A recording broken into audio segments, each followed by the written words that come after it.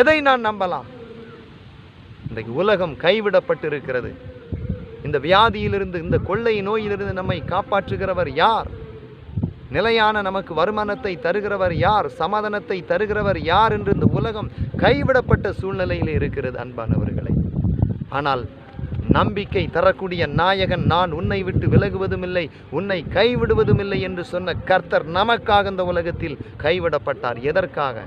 இன்றைக்கு ஒருவேளை இந்த காட்சியை பார்த்து கொண்டிருக்கக்கூடிய நீங்கள் ஒவ்வொருவரும் ஏதோ ஒரு சூழ்நிலையிலே கடன் தொல்லையால், பிள்ளைகளால், வியாதியால், உறவுகளால் நீங்கள் கைவிடப்பட்டிருக்கலாம். ஆனால் ஆண்டவராகிய இயேசு கிறிஸ்து உன்னை பார்த்து சொல்லுகிறார், உன்னை விட்டு நான் விலகுவதும் இல்லை, உன்னை நான் கைவிடுவதும் இல்லை. எதற்காக இயேசு கைவிடப்பட்டார்? கைவிடப்பட்ட ஒவ்வொருவருடைய கஷ்டங்களையும், நஷ்டங்களையும், வேதனைகளையும் அறிந்தவர் கர்த்தர் இயேசு.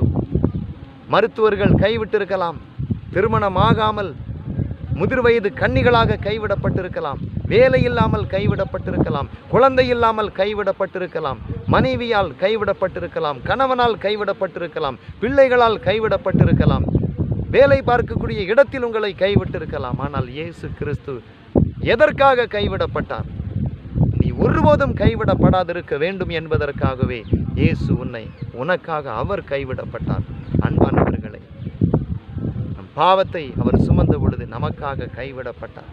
நீங்கள் தைரியமாக சொல்லலாம், என் இயேசு எனக்காக கைவிடப்பட்டார், நான் ஒருபோதும் கைவிடப்படுவது இல்லை, நான் வாழ்வேன், நான் ஜெயிப்பேன், நான் பிரகாசிப்பேன், நான் ஆசீர்வாதமாக இருப்பேன், நான் தேவனோடு இணைந்திருப்பேன். ஆண்டவர் என்னை ஒருபோதும் கைவிட மாட்டார். ஏனென்றால் என் இயேசு எனக்காக கைவிடப்பட்டார் என்று நீங்கள் தைரியமாக சொல்லுங்கள் அன்பானவர்களே.